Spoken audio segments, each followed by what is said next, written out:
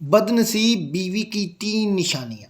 ایک بیوی کی حیثیت سے ایک عورت کا کردار کس قدر اہمیت کا حامل ہے؟ کیا ایک بیوی ایک خاندان کے بہتر مستقبل کی معمار ہو سکتی ہے؟ کیا آپ کا شمار بری اور جاہل قسم کی بیویوں میں تو نہیں ہوتا؟ اگر ایسا ہے تو کیا آپ نے کبھی اپنی ذات میں ان خامیوں کو تلاش کرنے کی کوشش کی ہے جو آپ کو اس صف میں شمار کرتی ہیں؟ کیا آپ ان خامیوں کو دور کر کے خود کو ایک بہتر خاتون، بیوی اور ماں ثابت کر سکتی ہیں؟ بدنصیب بیوی کون سی ہیں؟ حضور صلی اللہ علیہ وسلم نے فرمایا، بسم اللہ الرحمن الرحیم۔ ناظرین، گھرانے کی تشکیل میں شادی کا اہم کردار ہونے کی وجہ سے دین اسلام میں ازدواجی زندگی تشکیل دینے کی بہت ترغیب اور تشویق کی گئی ہے۔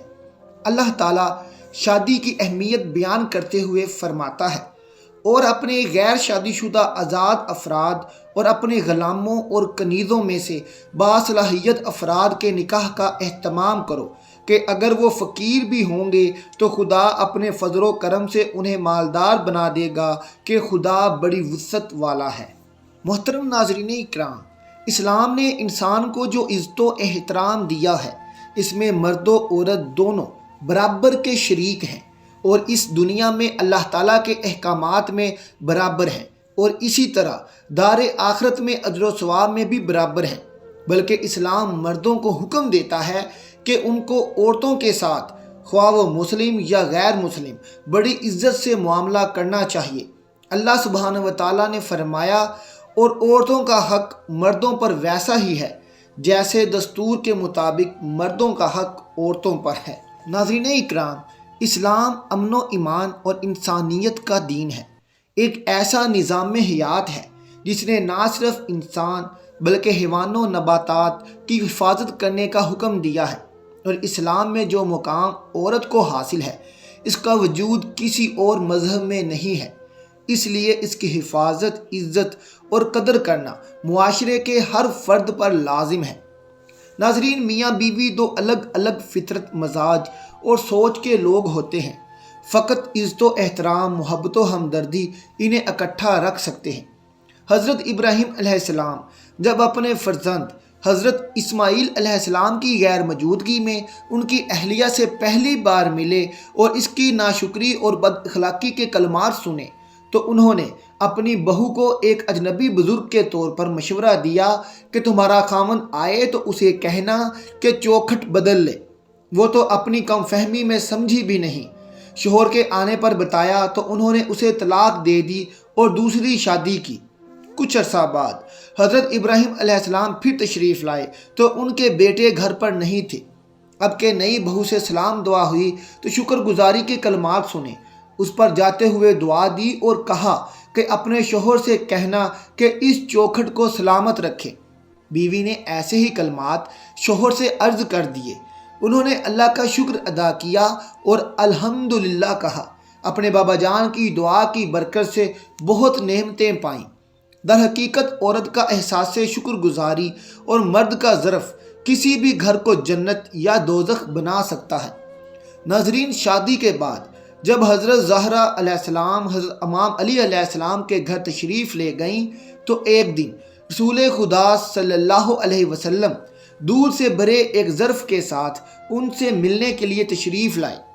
اس ملاقات کے دوران آپ صلی اللہ علیہ وسلم نے اپنے داماد حضرت امام علی علیہ السلام سے پوچھا کہ یا علی، آپ نے اپنی شریک حیات کو کیسا پایا ہے؟ آپ نے جواب دیا، زہرا اس خدا کی عبادت و اطاعت کے سلسلے میں بہترین مددگار ہے۔ اس کے بعد حضرت محمد صلی اللہ علیہ وسلم نے حضرت فاطمہ زہرا رضی اللہ تعالیٰ عنہ سے سوال فرمایا کہ علی علیہ السلام کیسے شوہر ہیں؟ تو اس پر انہوں نے جواب دیا، حضرت علی علیہ السلام بہترین شوہر ہیں۔ یہ سننے کے بعد پیغمبر خدا حضرت محمد صلی اللہ علیہ وسلم نے ان کے حق میں دعائے خیر فرمائی۔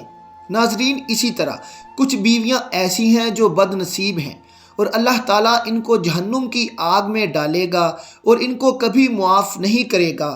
یہ بد نصیب بیویاں کون سی ہیں؟ آئیے جانتے ہیں۔ بد نصیب بیوی کی پہلی نشانی شوہر کے رشتہ داروں سے نفرت کرنا۔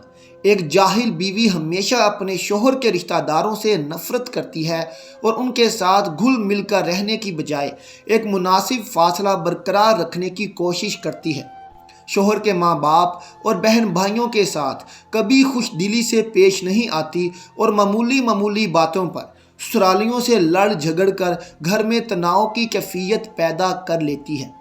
بدنصیب بیوی کی دوسری نشانی شوہر کو اہمیت نہ دینا۔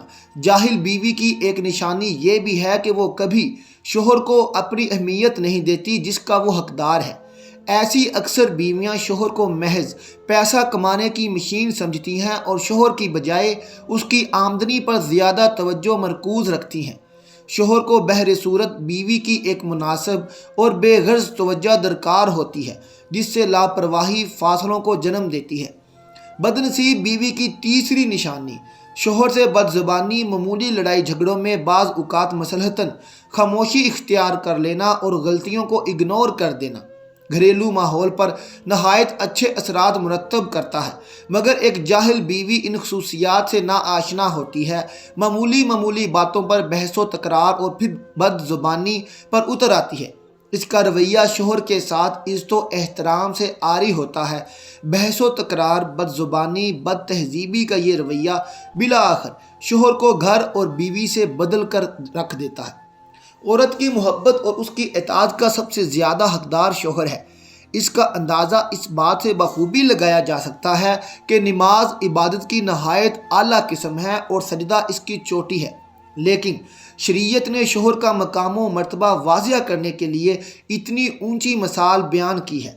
سیدنا ابو ہریرہ رضی اللہ تعالیٰ عنہ سے روایت ہے کہ نبی کریم صلی اللہ علیہ وسلم نے فرمایا، اگر میں اللہ کے سوا کسی اور کو سجدہ کرنے کا حکم دیتا تو میں بیوی کو اپنے شوہر کو سجدہ کرنے کا حکم دیتا۔ پھر آپ صلی اللہ علیہ وسلم نے فرمایا، اس ذات کی قسم جس کے ہاتھ میں محمد صلی اللہ علیہ وسلم کی جان ہے، عورت اپنے رب کا حق ادا نہیں کر سکتی جب تک وہ اپنے شوہر کا پورا حق ادا نہ کرے، حتیٰ کہ شوہر اگر اسے بلائے اور وہ سواری پر ہو تب بھی اپنے آپ کو نہ روکے۔ صحیح حدیث میں ہے کہ جس شوہر کو عورت سے تکلیف پہنچتی ہے جنت کی حوریں اسے بد دعائیں دیتی ہیں۔